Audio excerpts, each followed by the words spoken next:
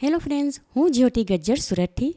આજે હું તમારી સાથે વ્રત કે ઉપવાસમાં ખાઈ શકાય એવા ફરારી મસાલા ઢોસા કેવી રીતે બનાવવા એની રેસીપી શેર કરીશ. આ રેસીપીમાં ફરારી ઢોસા સાથે ખાવા માટે ફરારી બટાકાનું શાક અને કોપરાની ફરારી ચટણી પણ બનાવશું. મસાલા ઢોસા ઘરમાં નાના મોટા બધાને જ ભાવે અને આ દરેક આઈટમ ખાવામાં એટલી ટેસ્ટી લાગે કે વ્રત કે ઉપવાસ સિવાય પણ બનાવીને ખાઈ શકાય. અને આ આઈટમ બનાવવા માટે કાંઈ વધારે મહેનતની જરૂર ન પડે. તો ચાલો આજની આ મજેદાર રેસીપી શરૂ કરીએ. ઢોસાનું ખીરું તૈયાર કરવા માટે મેં અહીં 1 કપ મોરૈયો એટલે કે સામા ચાવલ અને પાવ કપ સાબુદાણા લીધા. આ બંનેને એક વાસણમાં લઈને 1 થી 2 વાર પાણી વડે સારી રીતે ધોઈ લઈએ. મોરૈયોમાં સાબુદાણા મિક્સ કરી બંનેને સારી રીતે ધોઈ લીધા.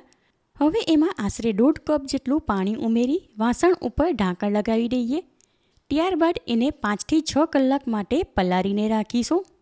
આશરે 6 કલાક પછી મોરિયો અને સાબુદાણા સારી રીતે પલળીને ફૂલી ગયા તમે જોઈ શકો છો. હવે એમાંનું બધું જ પાણી નિતારીને કોરા કરી લઈએ. હવે એને વાટવા માટે એક મીડિયમ સાઇઝનું મિક્સર જાર લીધું. એમાં આ મિશ્રણ લઈને વાટી લઈએ. મોરૈયો અને સાબુદાણાવાળું મિશ્રણ ઝીણા રવા જેવું કરકરું વાટી લીધું. હવે એને મિક્સર જારમાંથી આ વાસણમાં કાઢી લઉં છું. મિક્સર જારમાં 4 ટેબલસ્પૂન જેટલી છાશ ઉમેરી હલાવી લઈએ. ત્યારબાદ એને આ ખીરુંમાં ઉમેરી દઉં છું. હવે વિસ્ક વડે આ ખીરું 4 થી 5 મિનિટ માટે સારી રીતે ફેંટી લઈશું એટલે ખીરું સાથે છાશ સારી રીતે મિક્સ થઈ જાય. ફરાળી ઢોસા સોડા કે ઈનો વાપર્યા વગર બનાવશું. છાશ ઉમેરવાથી ખીરુંમાં આંઠો આવશે. એના કારણે ઢોસા જાળીદાર અને ક્રિસ્પી બનશે. તમારી પાસે અહીં છાશ ન હોય તો એના બદલે 1 થી 2 ટેબલસ્પૂન જેટલું સાધારણ ખાટું દહીં લેવું. હવે આ વાસણ ઉપર ઢાંકણ લગાવી આગળ બાકીની તૈયારી કરીએ ત્યાં સુધી એને ગરમ અને સૂકી જગ્યામાં રાખીશું.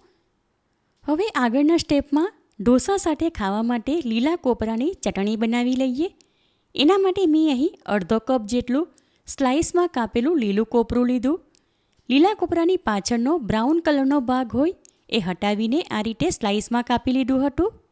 ચટણીમાં નાખવા માટે 1/2 કપ શેકીને છાલ કાઢેલા મોળા દાણા લીધા. 2 ટેબલસ્પૂન જેટલી રફલી કાપેલી કોથમીર, 7 થી 8 કઢી લીમડાના પાન, 1 નાનો ટુકડો આદું અને 3 નંગ તીખા લીલા મરચાં. ચટણી વાટવા માટે એક નાનું મિક્સર જાર લીધું.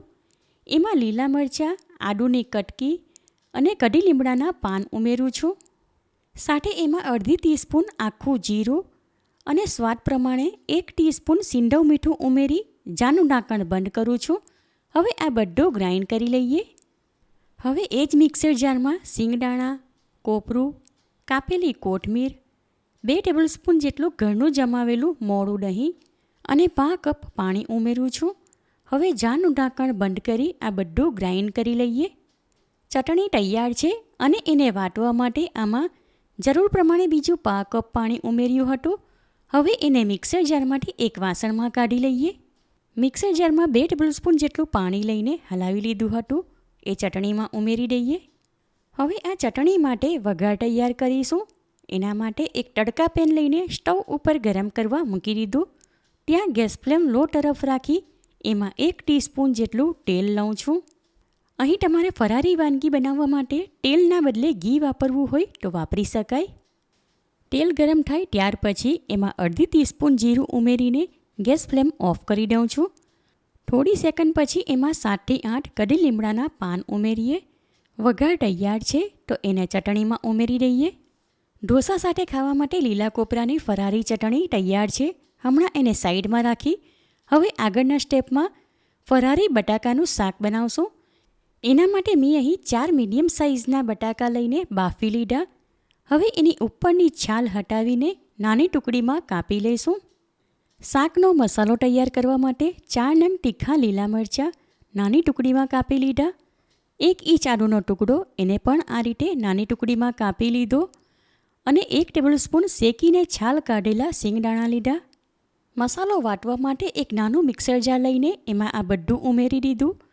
સાથે એમાં 1 ટીસ્પૂન ઉપવાસમાં ખાવાનું સિંધવ મીઠું ઉમેર્યું. હવે જારનું ઢાંકણ બંધ કરીને આ બધું વાટી લઈએ. મસાલો તૈયાર છે તો સાથે એમાં 1 ટેબલસ્પૂન જેટલું સૂકા કોપરાનું બૂરું ઉમેરી એને પણ સાથે ફેરવી લઈએ. શાક માટે તૈયાર કરેલો મસાલો મિક્સર જારમાંથી એક ડીશમાં કાઢી લઉં છું. હવે આગળના સ્ટેપમાં શાક બનાવવા માટે એક ફ્રાય પેન લઈને સ્ટવ ઉપર ગરમ કરવા મૂકી દીધી. ત્યાં ગેસ ફ્લેમ લો ટુ મીડિયમની વચ્ચે રાખીને એમાં 2 ટેબલસ્પૂન જેટલું તેલ લઉં છું. તેલ ગરમ થાય ત્યાર પછી એમાં 1 ટીસ્પૂન જીરું ઉમેરી એને થોડી સેકન્ડ માટે સાંતળી લઈએ. હવે એમાં તૈયાર કરેલો શાકનો મસાલો, 8થી 10 ફ્રેશ કઢી લીમડાના પાન અને અડધો કપ ભરીને નાની ટુકડીમાં કાપેલું કેપ્સિકમ ઉમેરું છું. કેપ્સિકમ વધારે કૂક નથી કરવાનું, થોડું કાચું પાકું રાખીશું કારણ કે શાકમાં એનો ટેસ્ટ ઘણો સારો લાગે. ગેસ ફ્લેમ લો ટુ મીડિયમની વચ્ચે રાખીને ફ્રાય પેનમાં કન્ટિન્યુ ટમેટો ફેરવતા રહીશું જેથી કરીને આ કેપ્સિકમની ટુકડી એક સાઈડેથી દાજી ન જાય. શાકનો મસાલો તૈયાર કર્યો ત્યારે જ એમાં સીંધો મીઠું ઉમેરી દીધું હતું, માટે હવે નાખવાની જરૂર નથી. પછીથી શાક ટેસ્ટ કરીને જરૂર હશે તો એડજસ્ટ કરી લઈશું. 3થી 4 મિનિટ માટે કેપ્સિકમની ટુકડી થવા દીધી એટલે હવે એનો કલર બદલાઈ ગયો, માટે આ ટાઈમ પર આમાં નાની ટુકડીમાં કાપેલા બાફેલા બટાકા ઉમેરીને બધું સારી રીતે મિક્સ કરી લઈએ. બટાકાનું કેપ્સિકમવાળું આ ફરાળી શાક ખાવામાં બહુ જ ટેસ્ટી લાગે. ઢોસા ઉપરાંત આ શાક રાજગરાના લોટની ફરારી પૂરી સાથે ખાવાની પણ મજા પડી જાય.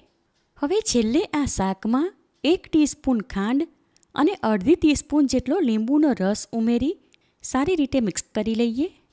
ખાંડ ઉમેર્યા પછી આ શાક થોડીવાર માટે થવા દઈશું એટલે ખાંડ ઓગળીને એમાં સારી રીતે મિક્સ થઈ જાય. અને આ શાક તવેથા વડે આ રીતે હલકું અમસ્તું મેશ પણ કરી લઈશું કારણ કે આ શાક આપણે ઢોસા સાથે ખાવા માટે બનાવ્યું છે. શાક તૈયાર છે તો હવે છેલ્લે આમાં 2 ટેબલસ્પૂન જેટલી ઝીણી કાપેલી કોથમીર ઉમેરીને મિક્સ કરી લઈએ. ત્યારબાદ એને ફ્રાય પેનમાંથી એક વાસણમાં કાઢી લઉં છું. લીલા કોપરાની ચટણી અને શાક તૈયાર છે તો હવે આગળના સ્ટેપમાં ઢોસા બનાવશું. એના માટે ખીરું તૈયાર કરીને રાખ્યું હતું એ વાસણ ઉપરથી ઢાંકણ હટાવી ખીરુંમાં એકવાર ચમચા વડે સારી રીતે હલાવી લઈએ. ખીરુંમાં છાશ ઉમેરી હતી માટે એમાં હલકો અમસ્તો આંઠો પણ આવી ગયો. હવે એમાં સ્વાદ પ્રમાણે 1 ટીસ્પૂન સીંધો મીઠું ઉમેરીને સારી રીતે મિક્સ કરી લઈએ.